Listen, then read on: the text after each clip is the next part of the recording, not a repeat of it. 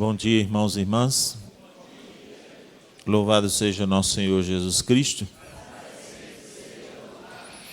Eu sempre fico muito contente de estar aqui com vocês, não só pela oportunidade de partilhar a palavra de Deus, mas também pelo fato de encontrar muitos de vocês com quem já construí uma amizade, né? Alguns de vocês eu conheço até pelo nome, e conhecer também outras pessoas, né? Por isso eu gostaria de, nos intervalos, estar aí batendo um papo, tomando um café, né? Conversando com aqueles que Deus colocou na minha vida e quem eu prezo com bastante. Pediram para, durante esse dia com vocês, falar um pouco sobre, na verdade me passaram assim, o conteúdo do seu novo livro. O meu livro está aí, quem quiser, né, depois pode adquirir. Quem quiser não, adquira, né? Não perca a oportunidade não deixe para comprar pela internet não. Eu vou autorizar Lucas a vender fiado. Se alguém não tiver dinheiro, parcela, né? Faz qualquer coisa, mas é bom levar porque ele está com conteúdo sistematizado lá. Até porque hoje, o dia inteiro, nós não vamos ter condição de passar todo o conteúdo do livro. Normalmente, quando eu prego esse retiro, eu faço de 12 a 14 ensinos para fazer o itinerário completo. Aqui mesmo eu já falei sobre isso, e por causa disso também eu fico um pouco constrangido, porque pessoalmente eu não gosto de repetições, não gosto de fazer muita repetição. Mas eu tenho que admitir que o método é eficaz. Repetir é uma coisa muito eficaz, porque às vezes a gente esquece das coisas, não é? Ou a gente está num outro momento da nossa vida, então você pode escutar as mesmas coisas e agora sob outra perspectiva. Eu acho que as primeiras pessoas que participaram desse encontro comigo já deve fazer em torno de uns 10 anos, então já mudou muita coisa de lá para cá, né, Fifi? Fifi já não é mais Fifi, é Fififi. Então já mudou muita coisa, então a gente já enxerga as coisas sob outra perspectiva. Jesus fazia isso, Jesus repetia muitas coisas para os seus discípulos, às vezes até dizendo de maneira diferente, mas repetindo sempre as mesmas coisas sobre fé, sobre amor, sobre oração, sobre evangelização, sobre missão. Nós fazemos isso no dia a dia, né? Quem nunca disse essa frase? Quantas vezes eu vou ter que repetir? Né? Você vai, às vezes, diz para uma pessoa, um filho, um funcionário, um amigo, não é? Às vezes até uma autoridade, porque às vezes as pessoas elas têm realmente dificuldade de compreender ou de captar ou de assimilar em toda a sua amplitude o conteúdo do Evangelho, a não ser que você seja mulher ou bêbado, porque as mulheres e os bêbados têm uma inteligência superior. Eu estou me convertendo da minha raiz machista, porque eu sou paraibano, de raiz e tudo, né? Então a gente tem uma veia muito machista. E eu achava que as mulheres elas eram muito subjetivistas, assim, tinha mais o subjetivismo, né? Tanto que eu achava que Jesus não tinha escrito uma coisa melhor quando ele falou sobre a realidade escatológica, que ele disse: 2 homens estarão no campo, um será tirado, o outro será deixado, e disse: 2 mulheres estarão moendo, uma será tirada e outra será deixada, porque mulher gosta de moído. Então, Jesus disse exatamente isso lá. Mas eu achava que que as mulheres eram muito subjetivistas e a gente era mais objetivo, mais racionais, né? Assim, depois eu fui vendo que não. Na verdade, eu tinha um pouco de incômodo, né? Porque minha esposa gosta muito de pedir as coisas a mim, mas pede, viu? Pede demais, é um negócio impressionante. Ela pensa que eu sou uma estrela cadente, porque toda vez que ela me vê, ela faz um pedido, né?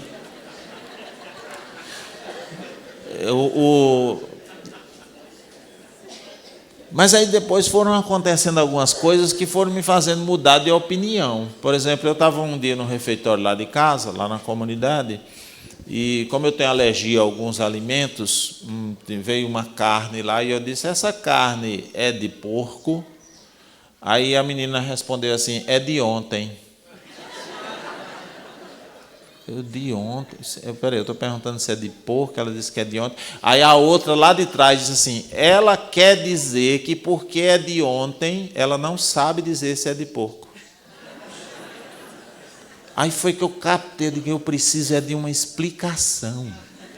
Eu preciso de outra mulher para traduzir o que a mulher diz. Porque o raciocínio dela a gente não consegue alcançar. O ano passado mesmo eu cheguei aqui, estava hospedado lá na casa do Tião. Cheguei para almoçar, a Mília disse: olha, Ronaldo, eu fiz um frango, esse frango eu nunca fiz. Eu falei: que coincidência, eu também nunca comi.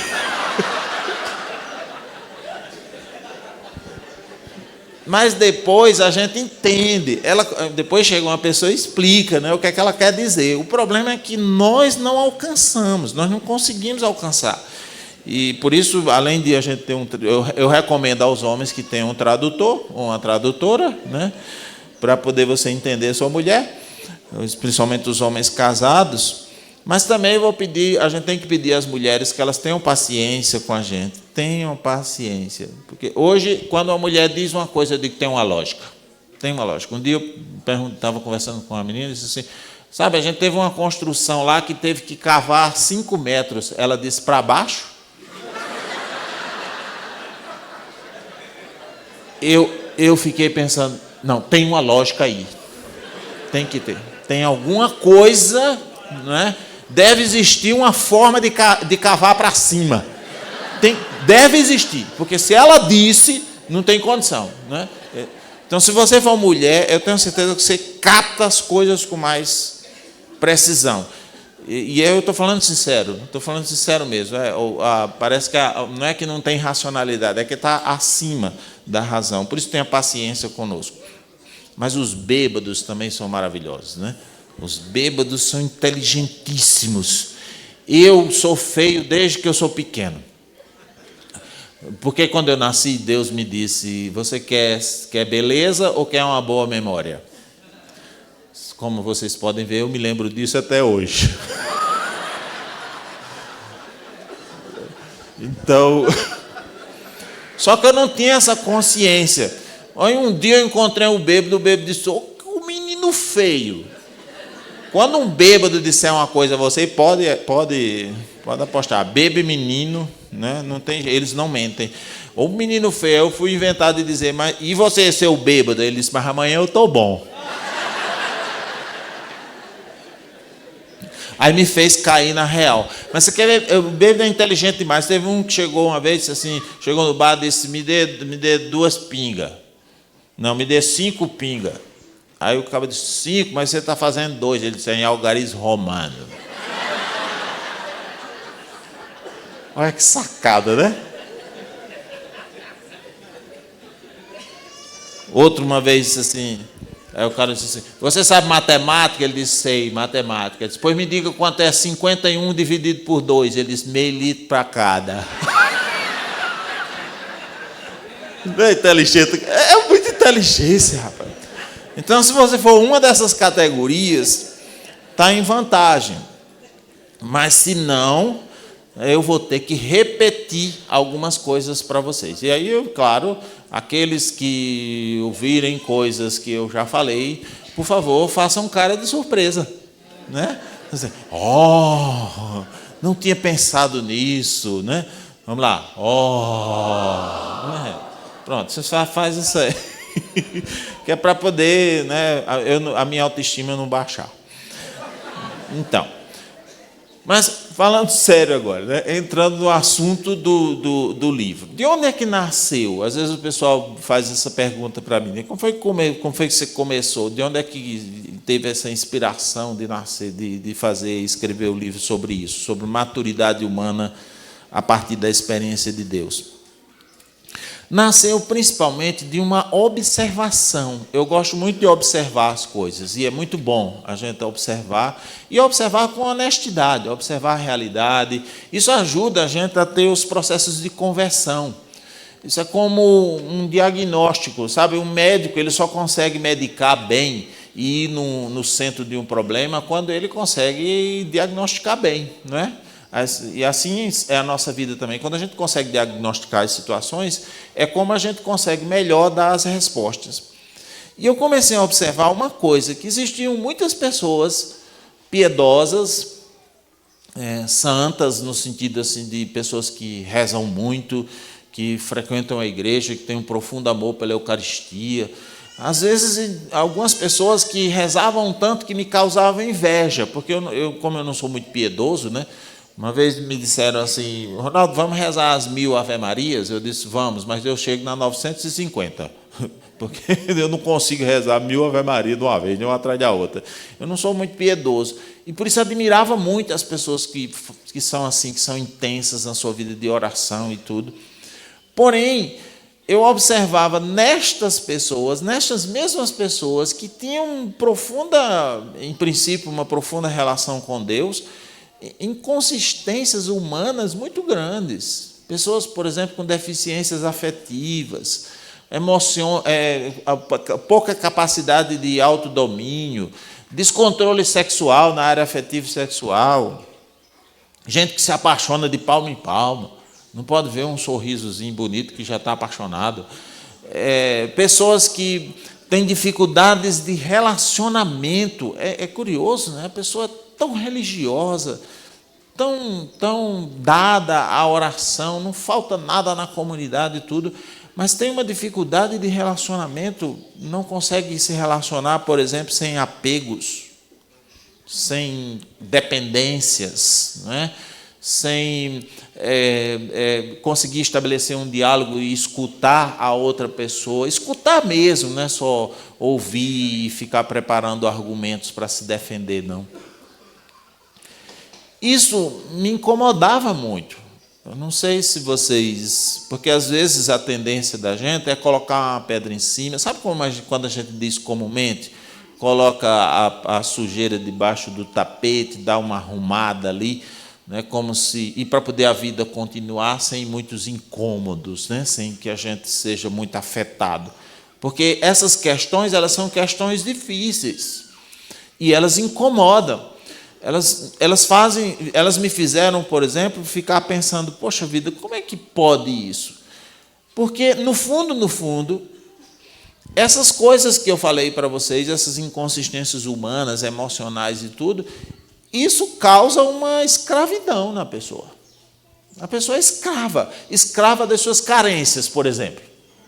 Uma pessoa escrava de carência é triste. E eu imagino que ela sofre muito. Uma pessoa carente que não tem autoestima positiva, que não gosta de ser você, que não gosta de ser a própria pessoa. Ela sofre e faz os outros sofrerem. Quem cerca, né? Você conviver com uma pessoa imatura, convenhamos, é uma coisa relativamente difícil e complicada. Então, é uma escravidão. O que gera, na verdade, meus irmãos, uma contradição entre aquilo que é o nosso discurso, sobretudo quando nós enfatizamos que Jesus é a vida plena, é a felicidade, conhecereis a verdade e a verdade vos libertará, Ele cura tudo, Ele faz com que a gente seja pleno, mas na prática a pessoa experimenta escravidão, ou seja, ela prega um Cristo que liberta, e faz até semana de libertação, né, de cura e libertação, e tudo, mas na prática experimenta uma escravidão, quando muito, sabe, alguns momentos de satisfação interior com a fé, mas no fundo experimenta uma escravidão. Isso me incomodava muito, inclusive porque esse é um panorama muito fácil de gerar farisaísmo, né? A palavra que Jesus criticava, com a qual Jesus criticava muitos fariseus, era hipocrisia. Lembra do Evangelho? Ele dizia: vocês são hipócritas. E a palavra hipócrita, no sentido literal semântico, significa pouca crítica. Né? Hipo é quando você tem uma hipoglicemia, quer dizer, baixou. É ao contrário de hiper, que é coisa grande. Então, você tem hipocrisia. crítica. Quer dizer, você tem pouca crítica, você tem pouca crise, inclusive, pode ser isso. No sentido de não fazer perguntas, de não entender a vida como um mistério incompreensível. O fariseu, você pode olhar, o fariseu tem certeza de tudo. Você pergunta uma coisa a ele, parece que ele sabe de tudo, que ele entende tudo, que ele não vive crise nenhuma na vida. É o hipocrítico. Eu tinha um professor na faculdade, não, professor não, um colega, na verdade, um padre. Ele deu uma aula uma vez de filosofia, uma aula de um assunto difícil. Quando ele terminou, disse assim: vocês entenderam? Aí tinha um aluno novato. O aluno disse: entendi, professor. Ele disse: quer dizer, que ele falava assim, ele falava bem lento, ele disse: quer dizer, ou você é um gênio ou um mentiroso. Porque faz 30 anos que eu dou essa aula e não entendo. E você, na primeira, já entendeu. É o hipocrítico, aquele que quer saber de tudo, que acha que tem respostas para tudo. Quando uma pessoa gera essa contradição, né? Você, na verdade, você prega um Jesus que cura, que liberta, que transforma. Eu sou o caminho, a verdade, a vida, sabe, que equilibra o homem, que é a própria felicidade. A gente mesmo canta, né? Cristo é a felicidade. E as pessoas, às vezes, não experimentam isso, experimentam pelo contrário. São escravos, e não são escravos de coisas externas, não. São escravos de coisas interiores, de vivências interiores. Aí isso é um cenário perfeito para gerar farisaísmo. Ou então respostas simplistas. Eu tenho muita preocupação com isso. Às vezes as pessoas querem dar respostas simples para problemas concretos, seja na área de doutrina, de religião, de política, de economia, de cultura, de relacionamentos. Por exemplo, quando a gente diz, você diz assim: olha, Cristo vai fazer você feliz. E a pessoa passa o tempo, e ela não experimenta a felicidade. Aí a gente cria um subterfúgio, a gente diz: é o tempo de Deus. E esse tempo de Deus que nunca chega na vida da pessoa. Aí quando passa um tempo, aí às vezes até o orientador espiritual diz: não, mas o tempo de Deus, 1000 anos para Deus é como um segundo. Então assim, né? Faz 30 anos que você está aí nessa luta, nessa peleja. Não, mas isso aí para Deus é um segundo. Aliás, o melhor de Deus está por vir. E esse melhor nunca chega. Nunca chega. Pode prestar atenção. Tem na vida de muitas pessoas que esse melhor nunca chega, não. A vontade de Deus é o melhor para mim, ainda que a pessoa sofra horrores. Ela absorve isso. Aí começa a dizer, a falar uma série de coisas, né? Às vezes diz assim: não, Ronaldo, mas a gente tem que lutar todos os dias, não é verdade? Às vezes o pessoal diz: a gente mata um leão por dia. Eu digo: eu mesmo não mato leão nenhum, né? Não mato leão. Eu vivo a minha vida todos os dias, procuro viver com Deus. Claro, tem os desafios cotidianos, mas eu não vou viver, sabe, tendo que fazer uma coisa pontual todos os dias, como se o mundo me perseguisse, como se o pecado me perseguisse. Sinceramente, a gente tem que perseguir uma coisa positiva, não correr com medo das coisas. Eu tinha um padre lá na minha diocese, posso dizer que ele já morreu, pode até botar no YouTube, não tem problema não, que ele já morreu, né? Que ele gravou um CD sem saber cantar. O nome do CD era Meu Sonho. Ele é um sonho mesmo, né? Porque quando eu escutei o CD, olha, você pode acreditar. Tem CD ruim, CD péssimo, CD horrível e o dele. E uma das características do CD, eu nunca esqueci disso, porque uma das características do CD é que o tecladista corria atrás dele o tempo todo.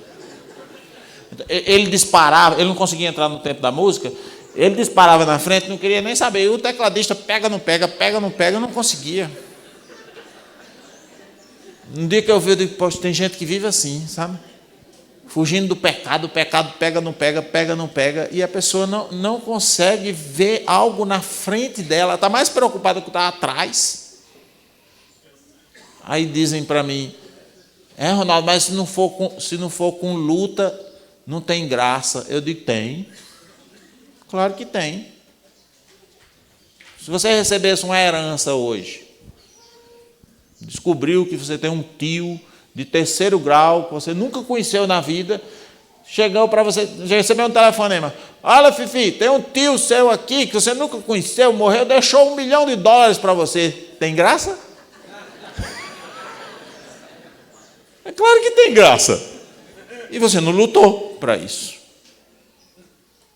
Claro, se tiverem lutas, a luta faz parte da vida, o sofrimento, os desafios e tudo, mas se não tiver luta,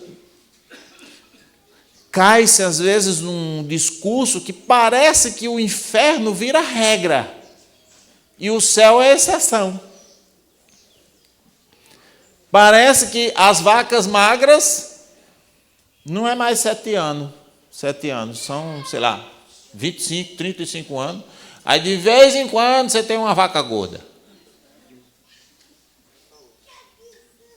O inferno não é a regra, não, gente. O céu é a regra.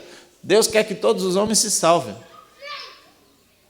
E aquele que não vai, sei lá, por alguma razão, vai optar talvez por se relacionar com Deus, por não se relacionar com Deus, e talvez caia no inferno. Às vezes a gente tem umas tendências hoje, né, de algumas pessoas que falam do inferno e da nossa vida de uma forma que pressiona a gente de uma maneira tão intensa, né?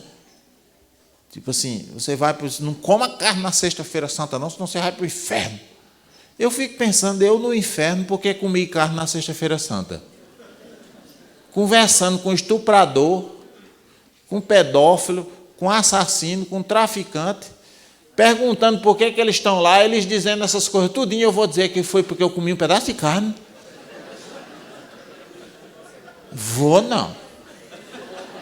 Eu vou inventar um monte de coisa. Se isso acontecer comigo, eu vou inventar. Vou inventar uns crimes assim grandes, até para intimidar os cabas, né? Já estou no inferno mesmo, né? Pode mentir à vontade, não tem problema nenhum.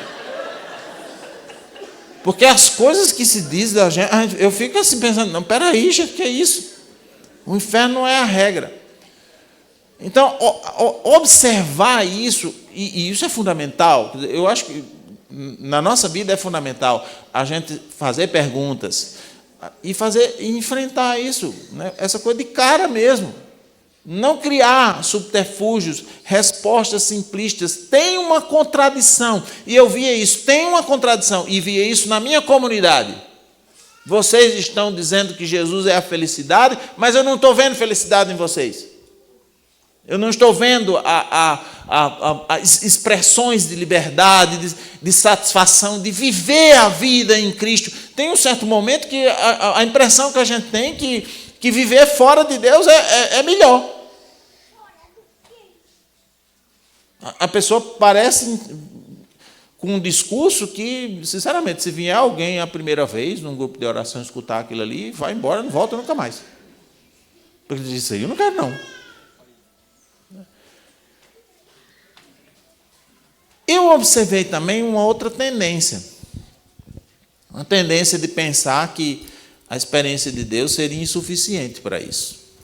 Para poder trazer a maturidade pessoal, para a pessoa superar essas questões humanas, essas questões relacionadas à emoção, ao equilíbrio pessoal, né? Ao desenvolvimento integral, porque o cristianismo é uma religião que pleiteia isso. Jesus veio, a gente diz, né, e vocês já disseram também, para salvar todos os homens, mas também para salvar o homem todo, né, no sentido integral. E em alguns contextos, cresceu uma mentalidade de que isso não era possível pelas vias, digamos assim, espirituais, pelo relacionamento com Deus, a gente precisaria da ciência, da psicologia, das ciências humanas.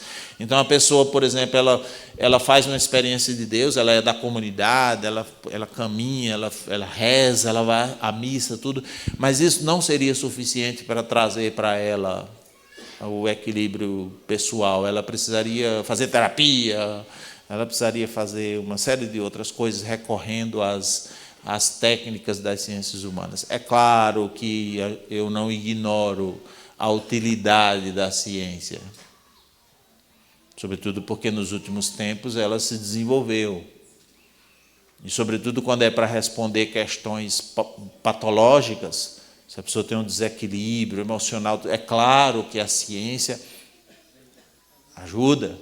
Mas se você disser que não existe pessoas maduras, não existe pessoa madura se ela não fizer terapia, a psicologia é uma ciência do século XIX. É a mesma coisa que você dizer que antes do século XIX não tinha ninguém maduro. Até porque isso, inclusive, seria uma coisa louca. Você teria que impor sobre as pessoas uma pressão. Inclusive, em algumas situações que são impossíveis, porque você já percebeu que terapia é uma coisa que não é tão simples assim? Não é tão simples. Você tem que achar um bom psicólogo, o que já é uma coisa que não é tão fácil. Você tem que achar a abordagem da psicologia que esteja mais ou menos, que responda, porque muito pouca gente sabe que pelo menos 5 abordagens de psicologia nós temos em termos teóricos. Cada um que vai responder a uma realidade diferente. A gente é que pensa assim, né? Psicólogo. É psicólogo, a gente pensa que é uma coisa só, né? Não, a psicologia é a mesma coisa desse negócio de médico. Médico hoje não tem mais médico, não, já viu? Tem cardiologista, né? Todas aquelas especialidades. Terapia é caro. Imagina todo mundo da sua família ter que fazer terapia. Quanto é que vai aumentar no seu orçamento? Eu mesmo, às vezes, porque eu fiz terapia, às vezes eu voltava mais depressivo do que entrei, porque eu tinha que fazer um Pix. Por isso eu chamava de meu psicólogo. Aí a pessoa, Ronaldo, voltou bem da terapia do rapaz? Não, eu preciso de um tempinho para me recuperar. Pode ser que depois até ajude uma coisinha, né? Mas nesse momento não. Não é tão simples assim, sabe? Às vezes as pessoas querem colocar as coisas assim, de maneira simples. Não, você vai lá, tem que ter um tratamento, tem que ser... Tudo bem, eu sei que a ciência é uma coisa importante, não é? Mas tem cientistas também que são confusos. Vocês já me ouviram contar essa história do cara que chegou para o psicólogo e disse, doutor, meu problema é que eu tenho dupla personalidade. O psicólogo disse, pois sente aqui para conversar nós 4.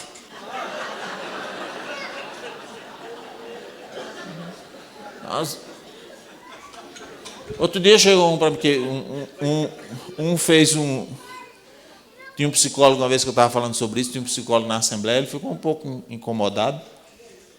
Aí ele veio conversar comigo depois, ele disse assim, não, maneira aí, cara, tal, não sei o que, ele falou assim, eu já tirei muita gente da depressão, Ronaldo. Aí eu disse, e botou aonde? Sim, porque o importante não é só tirar, é saber onde você bota. É que tipo de proposta você oferece para que a pessoa ela encontre caminhos de amadurecimento pessoal. E daí que eu fui chegando a essa conclusão de que, em circunstâncias normais, claro, quando se trata de patologias, ou como um aporte, ou seja, como elementos que você vai buscar da psicologia, você pode até requerer a assessoria de um profissional para ajudar no processo formativo. Você pode montar um plano, inclusive, de prevenção de doenças psíquicas. Hoje isso é possível, tem bons profissionais que fazem isso, e são caminhos excelentes, porém, em circunstâncias normais, a experiência de Deus, o relacionamento com Deus é capaz, sim, de nos levar à maturidade humana. De fazer superar todos esses desequilíbrios. E eu constatei isso lendo a Bíblia, porque na Sagrada Escritura tem um texto que eu não vou pedir que vocês abram, mas vou citar, que vocês conhecem muito bem, da carta de São Paulo aos Efésios, no capítulo 4, a partir do versículo 11, em que ele diz assim: a uns Deus constituiu apóstolos, a outros evangelistas, pastores, doutores, profetas, para o aperfeiçoamento dos cristãos.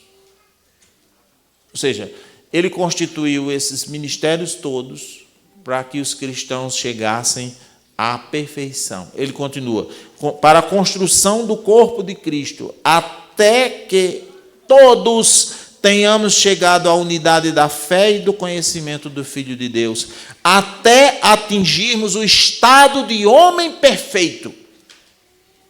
Um homem perfeito não é um homem instável. Não é perfeito no sentido moral, de uma pessoa que não peca, nem que não erra. Mas é perfeito no sentido evangélico, no sentido bíblico. O homem perfeito, toda vez que você vê isso na Bíblia, o homem perfeito é Cristo. Então significa dizer que Deus constituiu essa turma toda para estar a nosso serviço, para que nós pudéssemos crescer, e a palavra diz todos, não são alguns, todos nós pudéssemos crescer e chegar à unidade da fé e do conhecimento do Filho de Deus, até que nós atinjamos a estatura da maturidade de Cristo. É a experiência de Deus isso aqui. A Bíblia me deixou claro que é possível, pela experiência cristã, atingir esses níveis de perfeição, equilíbrio pleno, vivência plena da dimensão espiritual e da dimensão humana, porém não como duas coisas separadas, e sim como duas coisas unidas, juntas, intrínsecas. Não dá para pensar coisa diferente, meus irmãos, e não acredite em quem vem com esse discurso assim do tipo, sabe, fulano é muito maduro espiritualmente, mas é imaturo humanamente. Não existe isso. Não existe isso. O cristianismo é a religião mais humana que existe. Porque o Verbo se encarnou. Deus se fez homem para revelar Deus ao homem e para revelar o homem a si próprio. Você quer saber quem é o homem? Na sua essência, na sua identidade, você olha para Cristo. Por isso a gente tem aquela clássica música, né? Que Jesus Cristo é o rosto, tem uma frase, né? Que Jesus é o rosto divino do homem e o rosto humano de Deus, né? Que muita gente pensa que essa frase é de Nelsinho Corrêa, mas é de João Paulo II, na Eclésia em América, né? Além disso, além de ler a Bíblia, eu também vi isso, porque eu disse para vocês, eu observei algumas pessoas cuja vida era uma contradição, porque pregavam uma coisa e viviam outra, mas eu vi também muita gente que a vida não era uma contradição. Que eram pessoas que cresceram, não só do ponto de vista da oração, da espiritualidade e tudo, mas cresceram também na dimensão humana. Aqui estaria a chave. A experiência de Deus, que precisa ser vivenciada em sua plenitude. Aí você diz: tá, Ronaldo, mas como foi então que você passou a pensar o enigma que você propôs no começo? É claro que eu vou chegar à conclusão que tem alguma coisa errada na experiência de Deus dessas pessoas. Que essa experiência, a experiência que ela está fazendo, não é propriamente uma experiência de Deus, mas é uma experiência religiosa. Que são duas coisas que, em princípio, pode parecer a mesma coisa, mas não é. É diferente. A experiência religiosa é do foro cultural. Todas as civilizações da humanidade tiveram religião. Pode prestar atenção. E eu não posso dizer que todas as civilizações da humanidade e todas as pessoas, elas fazem a experiência de Deus. Pode olhar a contradição que nós temos, inclusive do ponto de vista social. A gente vê, às vezes, multidões acorrendo a expressões religiosas. Multidões, né?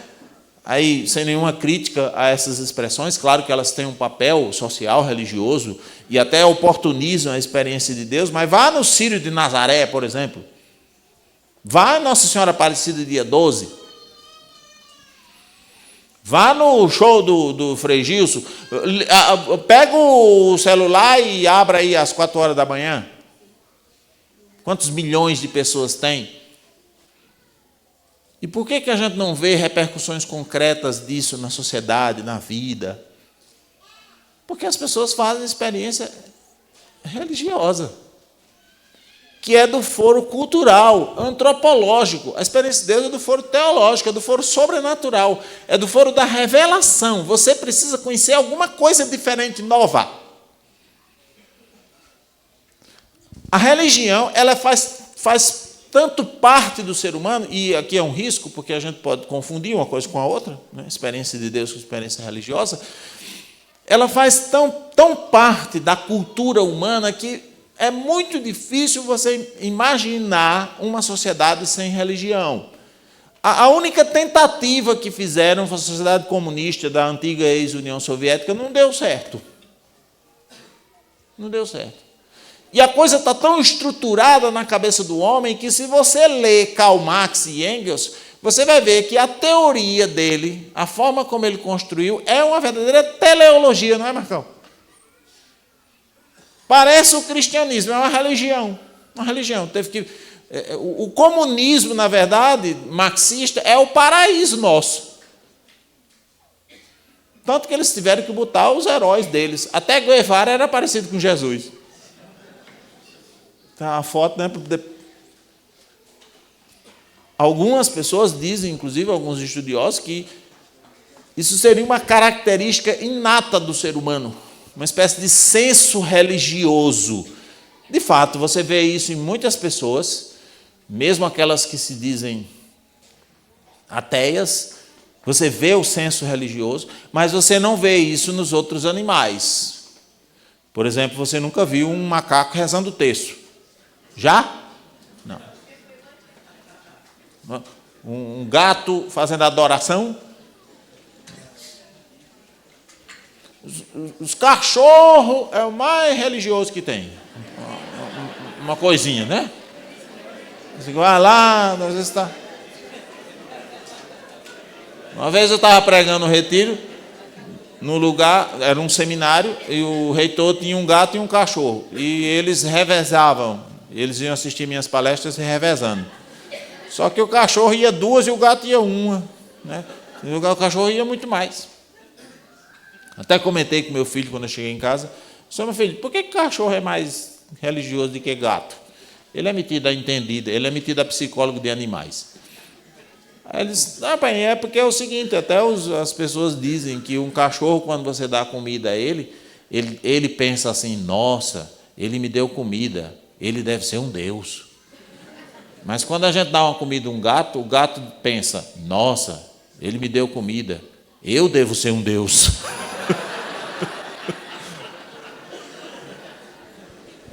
Quer dizer, o mais próximo que a gente teria seria os cachorros que gostam de entrar em igreja, aquele negócio ali. Mas o senso da religião é o ser humano que tem o senso da religião. Então, não pense, não se, como que eu diria, não se embeleze se as pessoas da sua comunidade ou da sua cidade estiverem fazendo experiência religiosa. Eu mesmo não me embelezo. Eu não fico assim, sabe, ai, que coisa maravilhosa, a festa da padroeira, não sei o que, aquela coisa. Olha a multidão de gente. É interessante, acho bacana. Sob diversos pontos de vista, tem suas vantagens, é claro. É melhor o povo ir para o Círio de Nazaré do que ir para outra coisa pior. Oh, porque é pior. Desculpa. Desculpa. Desculpa. Escapuliu. Não foi isso que eu quis dizer. Eu quis dizer para uma coisa ruim. Não é? É muito melhor, claro. E eu nem acho que essas pessoas têm a obrigação de ficar, sabe? Porque às vezes a gente escuta nas paróquias algumas críticas, né? Assim, ao Frei Gilson, ao pessoal que reúne muita gente. Ah, porque não sei o quê. Eles estão na deles, eles estão fazendo o ministério deles. Eles também não têm a obrigação de catequizar o povo, não. Quem tem a obrigação de catequizar o povo é nós. Aí não, porque, e de fato acontece às vezes, teve um dia que eu fui chegando na missa às 6 da manhã, lá na minha cidade, e tinha uma pessoa conhecida. Ele falou assim: ei, Ronaldo, estava assistindo agora, eu estava rezando o rosário com o Frei Gilson, mas eu deixei lá e vim para a missa, porque a missa também é importante. Mas o Frei Gilson tem culpa disso. As pessoas que evangelizam não têm culpa disso.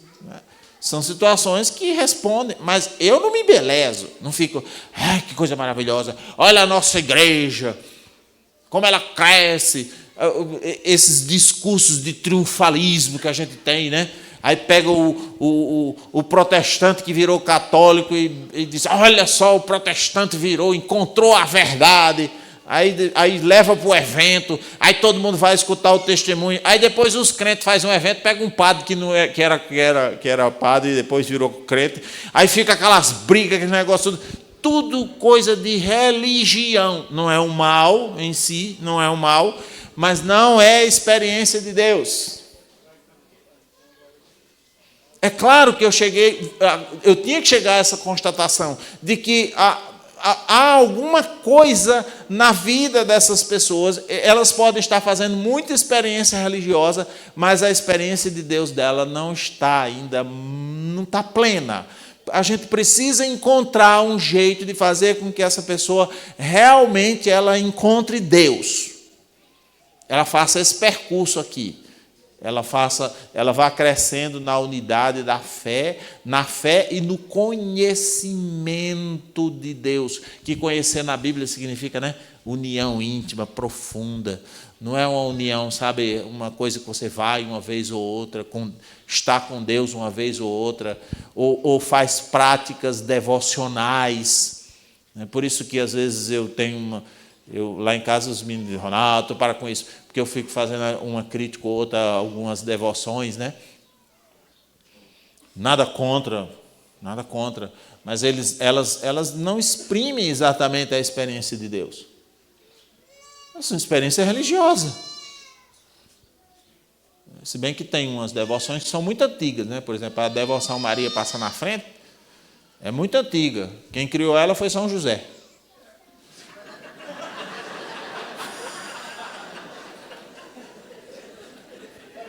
Naquele dia, e eu tenho uma queixa com Nossa Senhora por causa disso, naquele dia que Jesus se perdeu aos 12 anos, que eles ficaram procurando, quando eles acharam, São José foi dizer uma coisa para Jesus e Maria passou na frente. A Nossa Senhora disse, meu filho, eu tenho uma queixinha com ela, porque era a única oportunidade de São José dizer alguma coisa na Bíblia. Acabou que ele não disse nada, né? Fica tudo calado. São José na Bíblia, São José... Aliás, eu sou mais admirador dele, porque eu não consigo encontrar defeito de São José por causa disso, porque ele é calado, silencioso na dele. Quando quer falar com Deus, vai dormir.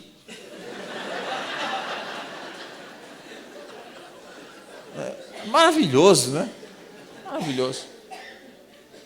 Então, tem umas devoções muito antigas, mas são expressões religiosas. Não é experiência. Então, vocês que são líderes, né? Não se contentem com pouca coisa, não, sabe? Só com o fato das pessoas estarem ali, estar fazendo muita coisa. Sabe? Isso é um erro histórico, inclusive, que nós, católicos, a igreja caiu. Às vezes você pensa que tem os fiéis, mas não tem. Você tem naquela hora. Depois o camarada some. Lá no Nordeste, quando um padre queria tirar o morcego da igreja, ele crismava. os morcegos. Porque depois da crise, some.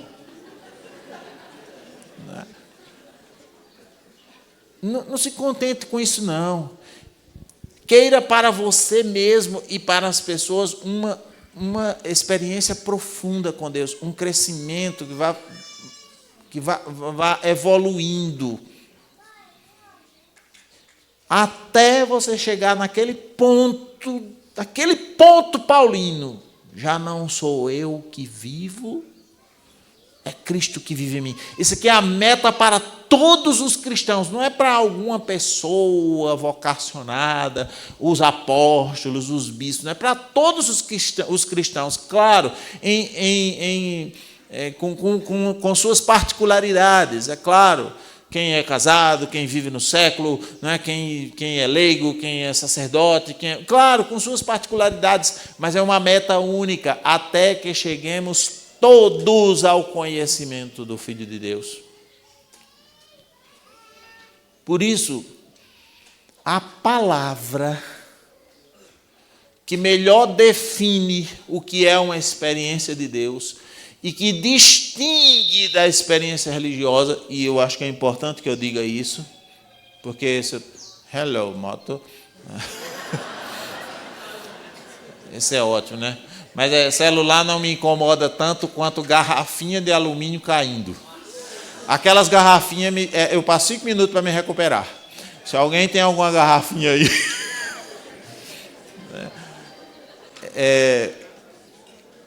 E é importante que eu faça essa distinção, porque quando eu digo assim, poxa, está aqui, experiência religiosa é uma coisa, experiência de Deus é outra. Experiência religiosa é do foro cultural antropológico, experiência de Deus é do foro teológico da revelação. Tá? Experiência religiosa faz parte, todo ser humano tem, e nem sempre quer dizer que ele é cristão no sentido estrito da palavra. Experiência de Deus é um crescimento até atingir um estágio ideal de já não sou eu que vivo, é Cristo que vive em mim. Então, o que distingue substancialmente uma coisa da outra? Eu usaria uma palavra, que você vai levar ela no juízo, para poder, quando você pensar em experiência de Deus, em experiência religiosa, você entender que a experiência de Deus é uma iluminação. Deus é luz e nele não há trevas. Quando Deus se comunica conosco, Ele ilumina a nossa consciência, as nossas emoções, até às vezes o nosso corpo sente aquela presença de Deus que dá uma clareza. Quando você está no escuro, que você é iluminado, o que acontece? É o quê? Gasta energia, né? Não, você passa a ver coisas que antes você não via, ou ver sob outras perspectivas. Se você entrar num espaço, por exemplo, que a coisa está na penumbra, você pode ver, às vezes, os contornos de algo. Tem uma menina lá na comunidade que, uma vez, a gente tinha na nossa casa, tinha uma parte interna, assim, que você descia para poder sair na garagem, né? Essas casas são feitas em terrenos irregulares. Um dia ela subiu assustada, porque eles tem uma pessoa lá embaixo, E quando eu fui olhar, era um espelho, né? Que ela chegava, via o espelho. Mas por quê? Porque estava na penumbra. É natural. Principalmente gente feia vai ter esse tipo de situação. Né?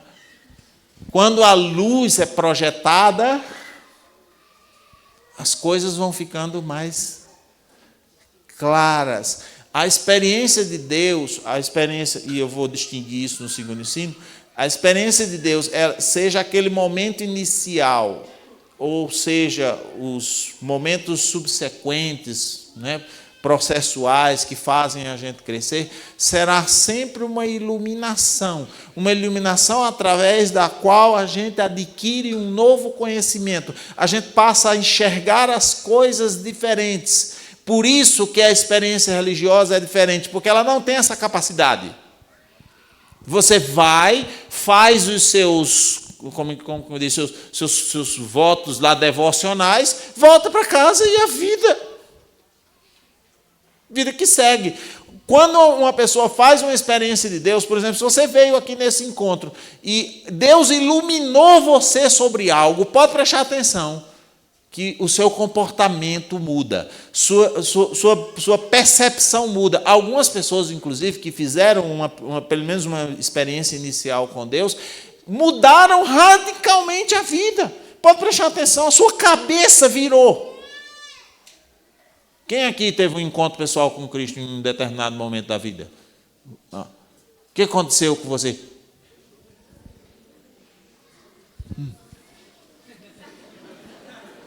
Pirou do juízo. Isso fica tão evidente que as pessoas mesmas dizem: o que está acontecendo com você? O que foi que aconteceu? Porque você foi iluminado. Você pode prestar atenção, algumas coisas que você pensava que era de um jeito, agora você vê sob outra perspectiva. Porque Deus projetou uma luz, muitas vezes sobre a nossa consciência, e por isso Jesus é o bom pastor que entra pela porta. Ele não ludibria, ele não manipula, ele não engana. Ele entra pela porta, pela sua consciência, e você vai entendendo as coisas sobre outra perspectiva. Por isso, algumas pessoas têm o seguinte entendimento, né? Ela tem uma visão passa a ter uma visão diferente de Deus, uma visão diferente da igreja, uma visão diferente da vida,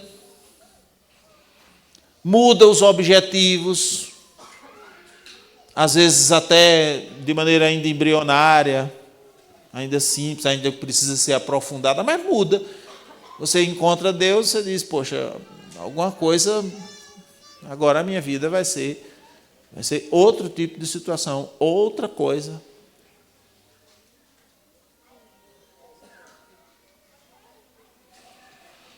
E, substancialmente, esse entendimento, esse novo conhecimento que você tem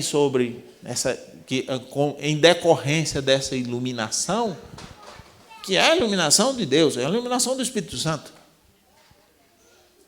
Ele vem na nossa consciência, ele vem no nosso ser por inteiro. Às vezes você pode até se sentir um pouco confuso, mas é bom, você sai confuso. Não tem, às vezes você vai num evento, numa reunião, numa experiência de oração, num encontro como esse que nós estamos aqui, às vezes você sai meio confuso. Deus agiu de uma forma assim, você sai meio confuso. É porque foi iluminado. Houve uma provocação. Pelo menos aquilo que você achava que era, agora você diz: não, eu estava pensando errado. É tanto que você se surpreende. Você diz: poxa, como é que eu vi a vida desse jeito? Como é possível? Né? Você mesmo fica dizendo: poxa vida, quando eu não conhecia Jesus, quando eu não conhecia Deus, eu vivia desse jeito aí. Como é que pode? Pode. Porque havia uma obscuridade, havia uma falta de percepção. E a luz de Deus, por isso que ela é do plano teológico, do plano da revelação, porque, inclusive, é uma coisa que Deus faz gratuitamente. Não é faculdade paga, não é nada. De graça, Deus na sua bondade, e diz, inclusive, a doutrina da igreja, né, que aprove a Deus se revelar. Ele quis se mostrar para nós. É quando começa a acontecer a experiência de Deus. Só que a gente vai ter que distinguir. Porque você pode estar se perguntando agora: tá, eu vivi isso daí, mas não sou maduro. Só que nós vamos ter que distinguir pelo menos 2 etapas desta experiência. O que eu chamo de experiência, isso que eu estou falando aqui para vocês, do primeiro encontro pessoal com Cristo, é o que eu chamo de experiência fundante. Depois tem o que eu chamo de experiência solidificante, que é o que confere estabilidade e maturidade pessoal. Mas isso eu vou falar depois do intervalo. Porque é um assunto difícil não, sério, e a gente precisa ter a cabeça bem boazinha para entender. Tá bom? Deu para entender? Sim ou não? Sim. Louvado seja nosso Senhor Jesus Cristo.